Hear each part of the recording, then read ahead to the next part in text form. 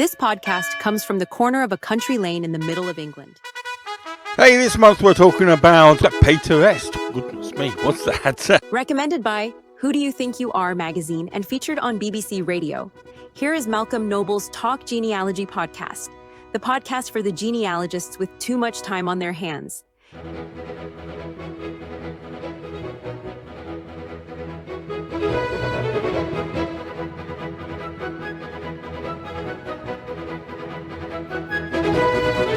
Hello everybody, it's great that you're there and thanks for tuning in to the episode 85, would you believe, of the Talk Genealogy podcast. That's the podcast that's developed for genealogists with too much time on their hands. It's great that you're with us, and today we're going to be talking about a legal dictum.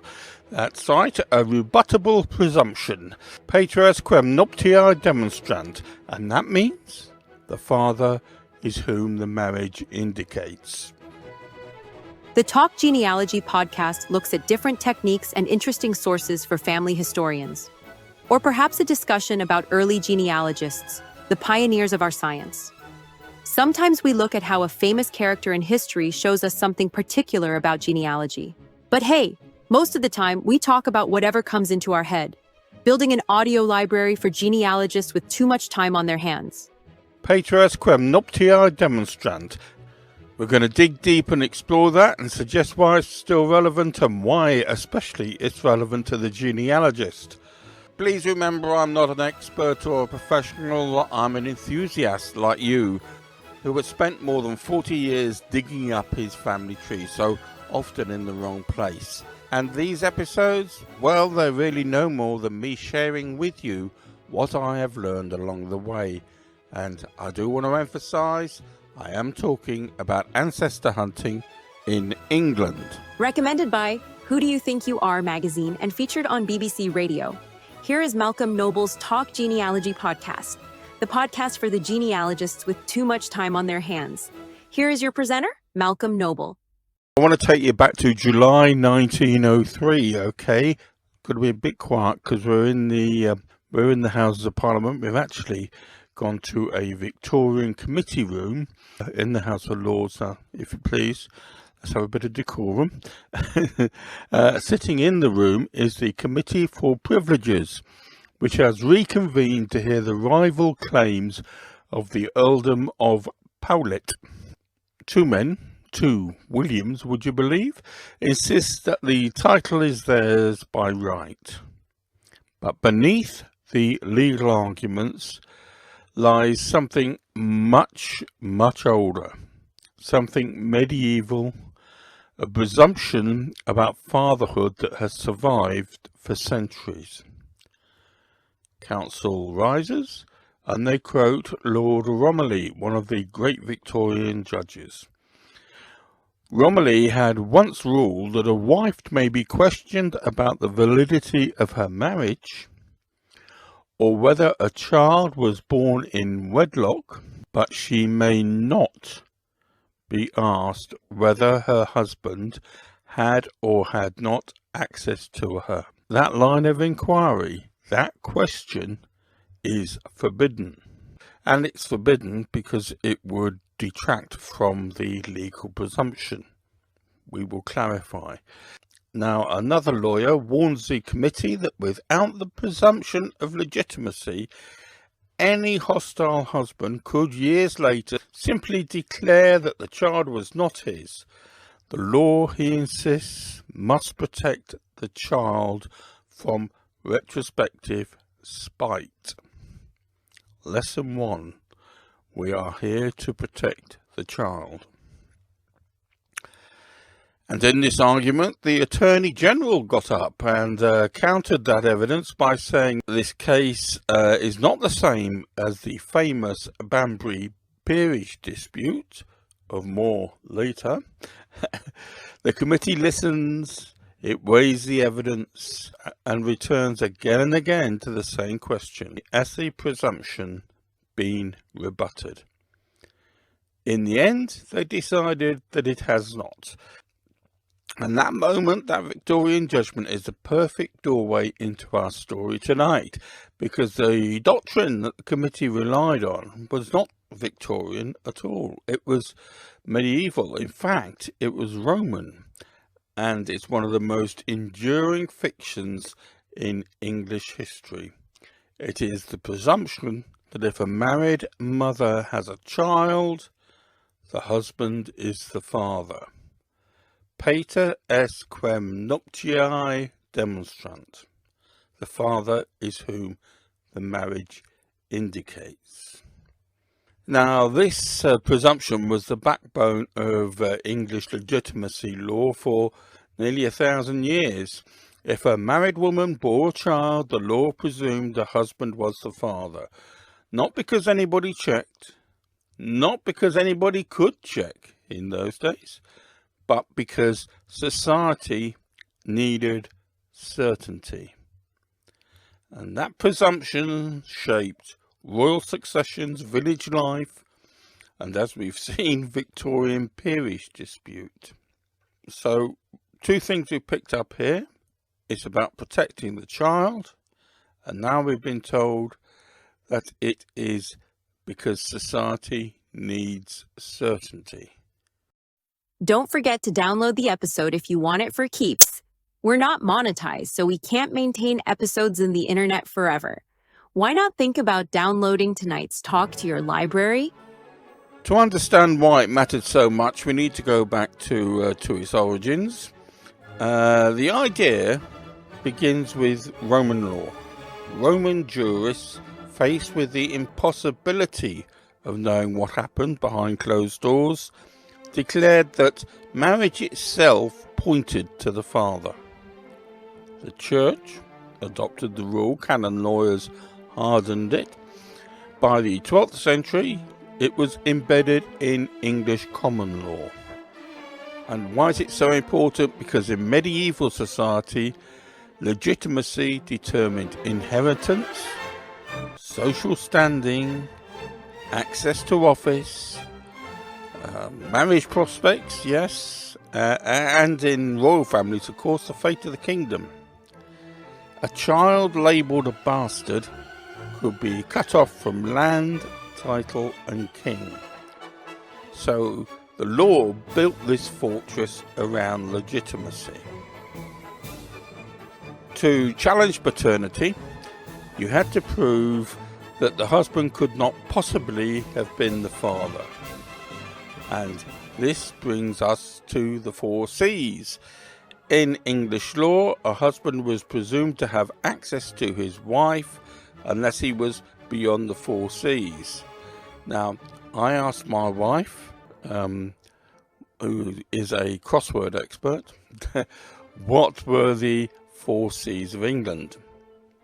And she said Camelot, Cornwall, Caledonia and Cymru, which is the Welsh name for Wales.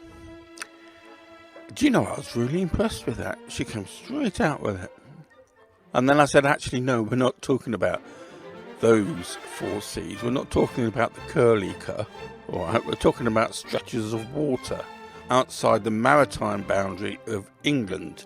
And you had to be beyond these 4 C's. Okay? What were they called? Well, you tell me and we will give you the answer later in this podcast.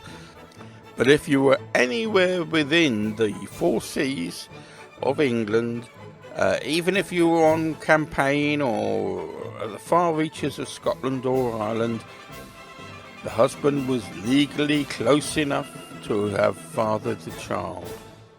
That rule was deliberately strict. It made rebutting the presumption almost impossible.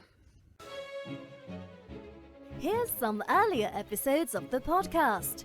Episode 15. Let's talk of graves, of worms, of epitaphs. Episode 13 was about the hearth tax. Episode 12, and it was Shakespeare, for example. Episode 9 discussed the medieval pipe rolls. Go to episode 7 for the companions of William the Conqueror. Episode 2, The Herald's Visitations, and our very first episode looked at working with Tudor wills. Building an audio library for the genealogists with too much time on their hands.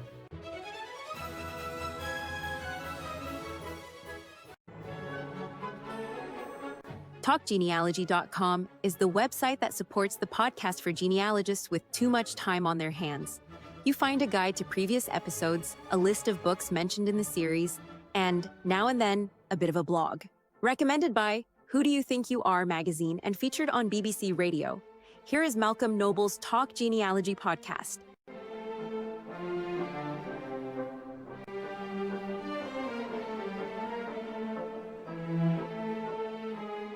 Before we go any further, I just want to read you something from a legal journal. Goodness me, we're getting a bit posh, aren't we? This is a very brief extract from a paper which James Vedder and Brittany Miller published in the American journal, The Family Advocate. This is from the spring 2018, and they were talking about presumptions in paternity cases. And I think just these two paragraphs, if you let me read it, shows it off very, very well. They wrote, "Legal presumptions are a useful and efficient way to deal with legal questions. A legal presumption is essentially a shortcut. It allows the court to reach a conclusion once a specific set of facts is established. The burden of proof then shifts to the other party to rebut the presumption." And that's important. The burden of proof then shifts to the other party to rebut the assumption. The legal system uses presumptions to increase efficiency and certainty. That word again.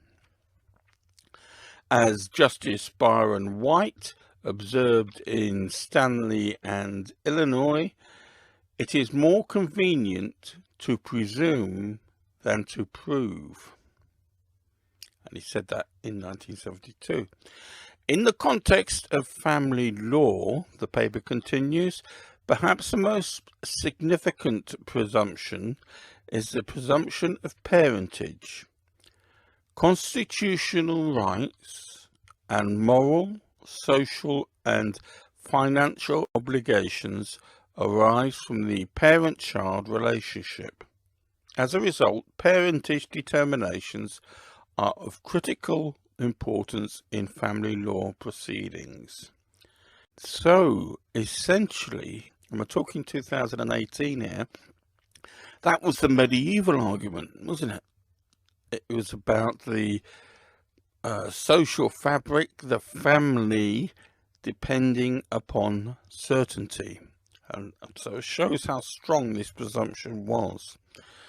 The paper then continues, however, as technology has advanced and family structures have evolved, parentage determinations have become increasingly more complex. Family law practitioners now need to know how to navigate this developing area of the law in order to respond to the needs of modern families.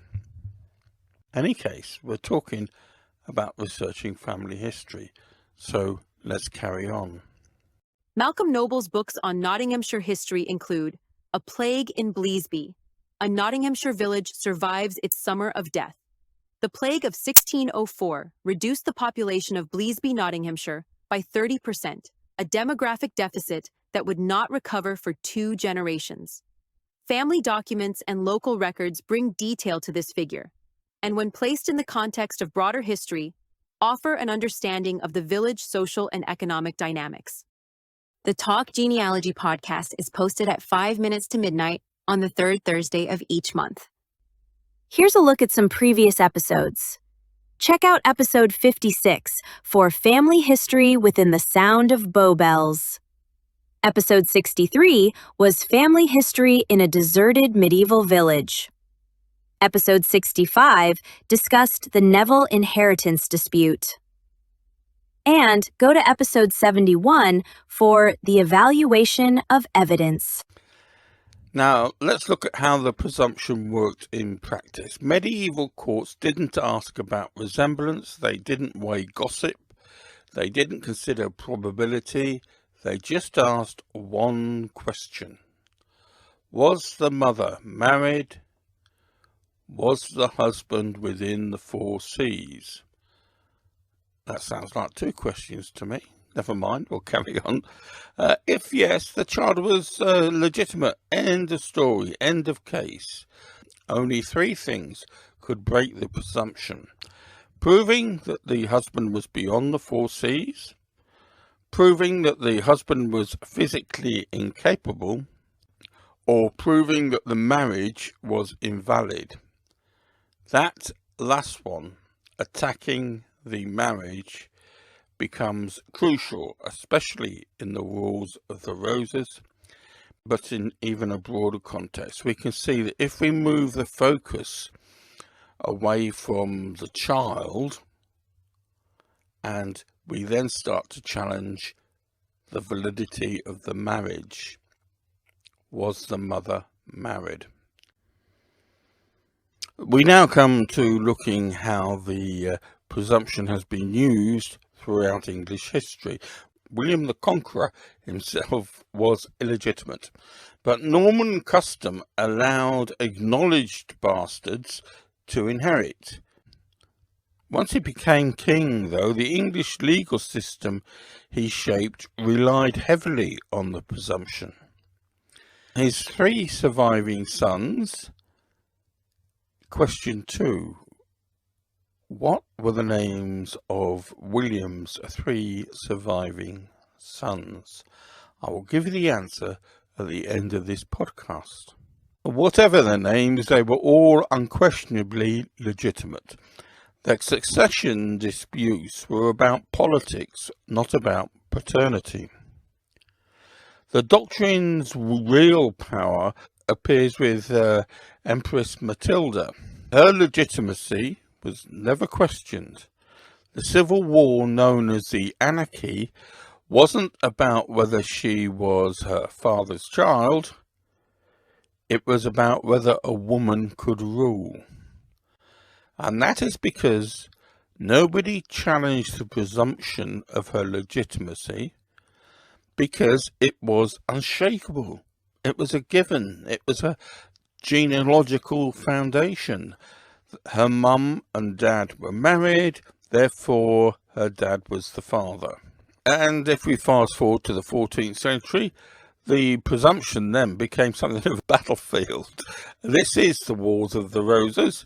Let's look at the Beauforts. John of Gaunt's children with Catherine Swynford were born before marriage. They were later legitimatized. They weren't. They were later legitimized, but Henry IV added a clause excluding these children from the throne. However, there were whispers that Edward IV wasn't Richard, the Duke of York's son.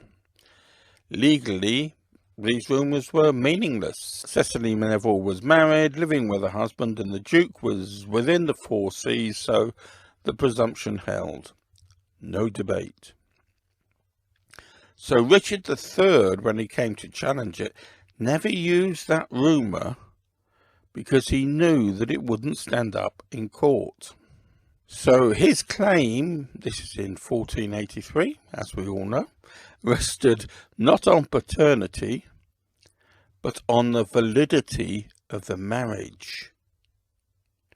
He argued that Edward IV had been pre-contracted to Eleanor Butler, making his marriage to Elizabeth Woodville invalid, and therefore the children after that could be challenged as being illegitimate. You cannot attack the child, so you must attack the marriage.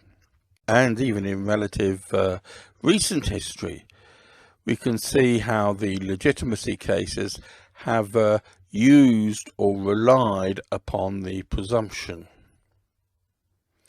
The Douglas case in the 1760s was a case about maternity, not paternity. The question was whether the children were all Lady Douglases at all. So there we're questioning the first part of the presumption.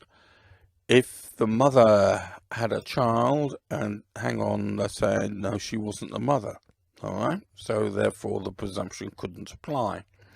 In 1825, moving a little closer, there's the Gardner Peerage case. This is about timing. Was the claimant born before or after the marriage? Because the presumption only applies after marriage. So if you attack the marriage, you claim that the marriage came later than the birth.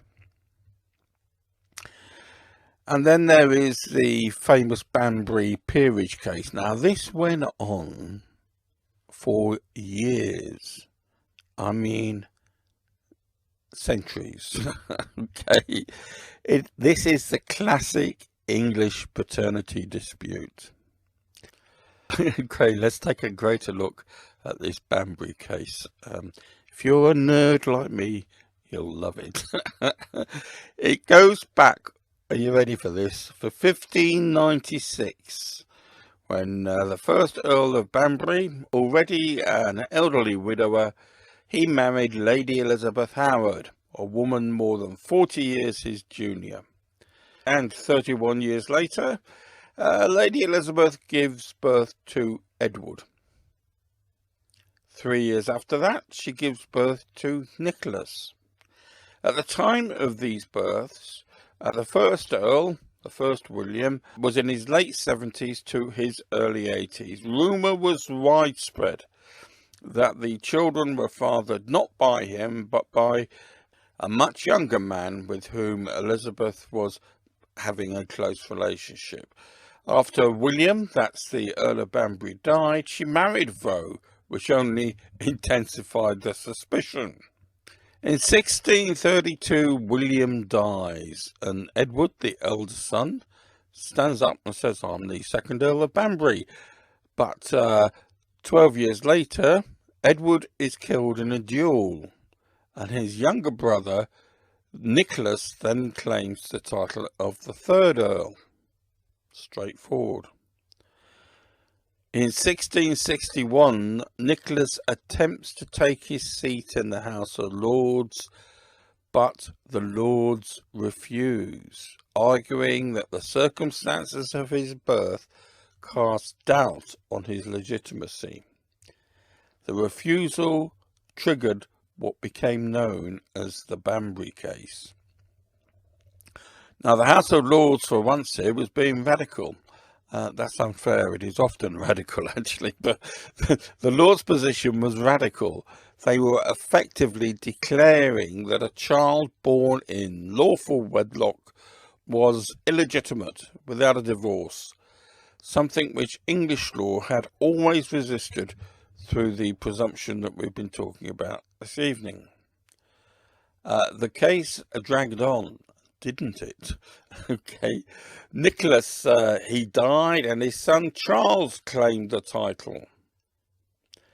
In 1697, Charles even complicated it further. He was indicted for murder. He pleaded the privilege of peerage, i.e., I could only be tried by my peers. The court refuses to recognise him as a peer, citing the legitimacy issue. Between then and 1705, Charles petitions repeatedly, and the Lords continued to refuse recognition. The dispute becomes a central example in English law of adulterine bastardy, the question of whether a child born in marriage could be declared illegitimate. The final outcome, final here is a very elastic word, by the way. The final outcome was that in 1813, so that's not quite 300 years, but we're getting on, give us time. In 1813, a later descendant again petitions to be recognised as the Earl of Banbury. The House of Lords again refuses. In 1814, the title is effectively treated as extinct, though never formally abolished. And in 1932, the last serious petition is rejected. So the case was never definitively resolved. The peerage simply fell into abeyance because the Lords, the House of Lords, refused to recognise any claimant. It became a classic example of the limits of the maxim Pater Est quem nuptiae demonstrant. The case showed that the marital presumption was strong, but Parliament and the courts could override it in extreme circumstances, especially where the husband's age and the wife's conduct made paternity implausible. And then the Poulet peerage case that we opened with when we eavesdropped on the Committee of Privileges. This was really a Victorian echo of the Banbury case. Council invoked Lord Romilly's rule, you may not ask the wife about access, and therefore the committee upheld the presumption. Now take all these cases together and they show how fiercely the law defended legitimacy, even when biology seemed unlikely. So what has this got to do with the genealogists with too much time on their hands? Well, we need to recognise that paternity, that recorded paternity, is legal. It's nothing about biology. Medieval documents reflect the presumption, not the biology, because those documents are about certainty, protecting the child, and inheritance, but basically property and privilege. And so when you establish a pedigree, that's what you're establishing. You're establishing the certainty and the rights of inheritance. You're not necessarily establishing the biology. That's something different. Okay, we're talking about what is the legal case. Also remember that this is one of the few cases in family history where silence is not evidence. If no one challenged legitimacy, it usually means that they couldn't. Not that they believed that the child was the husband, but because they knew they couldn't challenge the presumption. They could challenge the marriage, but they couldn't challenge the presumption. So, leading on from that, succession disputes always target the marriages, not the fathers. This is why the genealogist must look for and understand and inquire into annulments, pre-contracts, dispensation and remarriages. Those are important flags, and I hope that tonight's podcast has shown us just how important those flags are. Heraldic visitations follow the presumption. Heralds recorded the legal father unless a formal bastardy proceeding existed. Okay, so sometimes books in the reports of the visitations seem as if they seem a bit odd, the entries. Well, that's because they're the legal determination. It's not about biology, it's about the legal determination. It's time to check out the blog. What have you been posting, Malcolm? We've gone deep in the forest for the last couple of blogs. We looked at how tree historians dated carvings in the inside of a tree, behind the bark. We related that to how, as genealogists, we research our family's history. A follow-up to that blog looked at how we can connect with old trees dark in the forest. Malcolm Noble has written a practical introduction to medieval genealogy, over 400 pages, covering the sources, their history, and important chapters on evaluation and analysis of evidence, scaling research pathways, and much, much more. Order your pre-publication copy now from Malcolm Noble at rocketmail.com. Hey, Malk, what's coming up? Our next episode's going to be a tour of a doctor's house in the 18th century. And after that, there's one on forced knights. Knights with a K. Sounds good, doesn't it? Hope you'll be there to share it with us. And now, on with the episode. We must read these medieval pedigrees with a double vision. The father, the law recognized, and the possibility, never provable, that biology told a different story. And I would add something extra to that. That in the medieval times, the genealogist was not interested in the biology. They were interested in the legal right to inheritance, privilege, and succession. And that meant the legal presumption. So don't criticize these heralds for writing down fibs. They were not. They were writing down the legal fact, which is what they were there to investigate, the right to carry arms. So there might be a case which is especially complex, love, betrayal, routine, secrecy, but the law doesn't inquire. It doesn't peer inside. It simply declared the father is whom the marriage indicates. For centuries, that fiction held society together. For genealogists, it's both a gift and a warning. A gift because it gives us stable lines to follow. A warning because those lines are legal artifacts. They are not biological certainties. So when we trace medieval families, we're not just following the blood. We are following a legal fiction, one bounded by the 4 C's. Talking of which, okay, let's have the answers to the quizzes. We had 2 quizzes this week. What were the 4 C's? If you were abroad, if you were beyond the North Sea, the English Channel, the Irish Sea, and the Western Sea.